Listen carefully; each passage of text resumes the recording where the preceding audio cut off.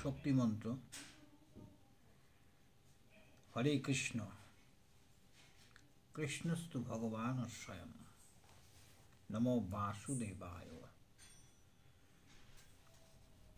নমো ব্রহ্মণ্য দেবায়, গো ব্রাহ্মণ হিতায় চ, জগদ্ধিতায় কৃষ্ণায় গোবিন্দায় বাসুদেবায় নমো নমঃ।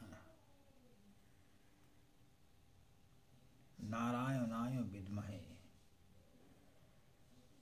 वासुदेवाय धीमहि तन्नो विष्णु प्रचोदयात्। श्रीमद् भगवद गीता। गीता जाति धर्म वर्ण निर्विशेषे सकल सम्प्रदायेर सकल मानुषेर जे जे धर्मेई आस्थाशील बा विश्वासी होक ना केन प्रत्येकेरই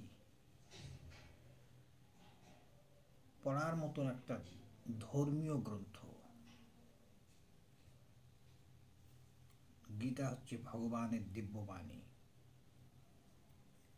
अमृत कथा। गीता परम रहस्यमय धर्मीय आकर ग्रंथ। गीता सर्वशास्त्रमयी, समस्त दर्शन गीतार मध्य स्थान पेয়েছে। गीता कोनो दर्शन शास्त्रेर अंतर्गत नय, एक अद्भुत स्वयं सम्पूर्ण एक निजस्व धर्मीय बार्ता बहन करे मानुषेर कल्याणेर जन्य भगवान परिवेशन करছেন। गीता कोनो दर्शन शास्त्र अंतर्गत नय। बाड़ीते प्रत्येके गीता राखुन, गीता पढ़ुन, गीतार आदर्शे যতদূর সম্ভব জীবন গড়ার চেষ্টা করুন। গীতার বাণী নিত্য অপৌরুষেয়। গীতার তত্ত্ব এবং বেদ अभेद। गीता पंचम वेद। गीता ब्रह्म योग शास्त्र, अद्वैतमृत वर्षिणी, एक पूर्ण ब्रह्म अवतार। तार अमृत योगे आत्मस्थ हये तार अमृत बाणी তিনি জগৎকে শোনাচ্ছেন। গীতার সকল ধর্মের সকল সম্প্রদায়ের সকল শ্রেণীর ধর্মগ্রন্থের মর্যাদা পাওয়ার একমাত্র অধিকারী। গীতায় কোনো সাম্প্রদায়িক ভেদ জ্ঞান নেই। অমুকের ধর্ম খারাপ, অমুকে বিধর্মী, এই সমস্ত কোনো শব্দ উচ্চারণ নেই। কোনো কুসংস্কারাচ্ছন্ন গোঁড়ামির স্থান নেই গীতায়। গীতা কোনো সুনির্দিষ্ট ধর্মের অনুশাসন নয়। গীতা হচ্ছে মানব ধর্মের অনুশাসন। যুদ্ধক্ষেত্রে দাঁড়িয়ে মানব জীবনকে চরম দার্শনিক দৃষ্টিভঙ্গিতে দেখাই একমাত্র ভারতবর্ষের গীতার মধ্য দিয়েই সম্ভব। ভগবান শ্রীকৃষ্ণের অত্যন্ত প্রিয়জন সেই যে গীতা পাঠের মাধ্যমে পরাভক্তি লাভ হয়। গীতা পাঠক উত্তম জ্ঞানযজ্ঞের অনুষ্ঠান করে। এই জ্ঞানযজ্ঞ শ্রীকৃষ্ণের পূজার শামিল। गीता पाठ करा माने श्रीकृष्णेर पूजा करा। भगवान श्रीकृष्ण तार प्रति प्रीत हन।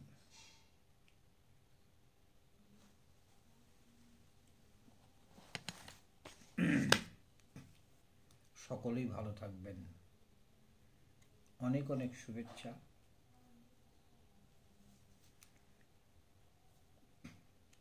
এর আগে চতুর্থ অধ্যায়ের একদম শুরুতে, অর্থাৎ চতুর্থ অধ্যায় হচ্ছে জ্ঞানযোগ। ভগবানুবাচ, এই 3টে শ্লোক আছে। ভগবান বলছেন অর্জুনুবাচ, অর্জুন এরপরে বলছেন, কালকে 3 অব্দি পড়েছিলাম। অর্জুনুবাচ, অর্জুন বলছেন অপরম ভবতো জন্ম পরম জন্ম বিবশ্যতঃ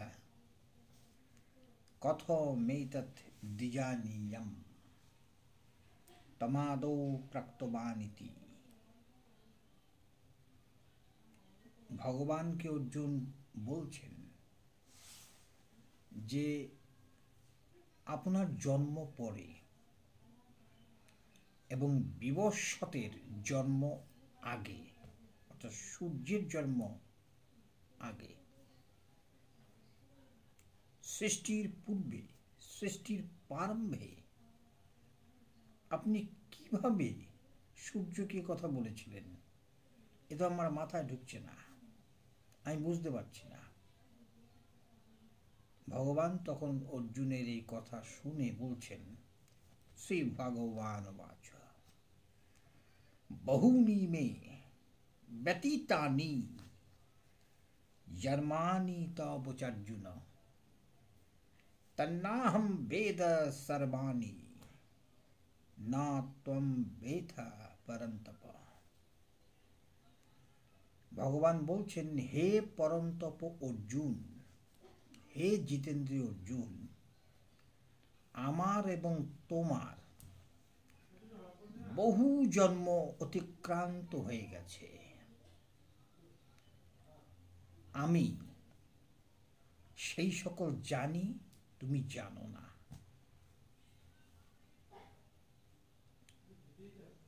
আমি বেদ জানি, আমার বিদ্যাশক্তি লুপ্ত হয়নি।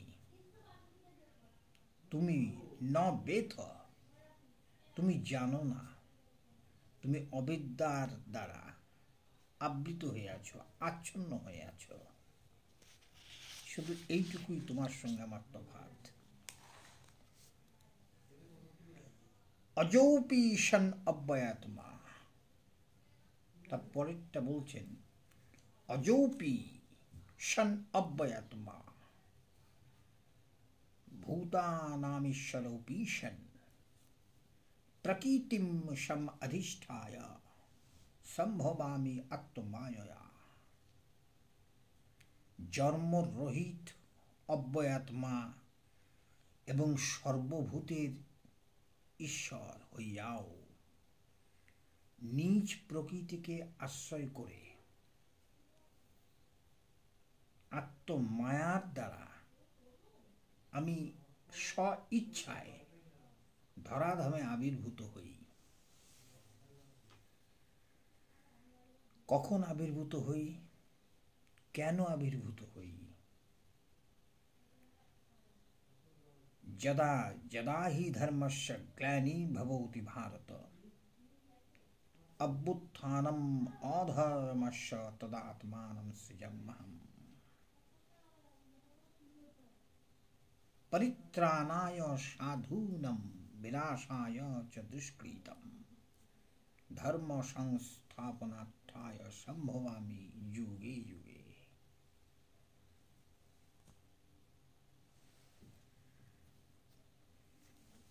অর্থাৎ তিনি বলছেন, হে ভারত, যখন যখনই ধর্মের গ্লানি এবং অধর্মের অভ্যুত্থান হয়, তখন আমি নিজেকে সৃজন করি।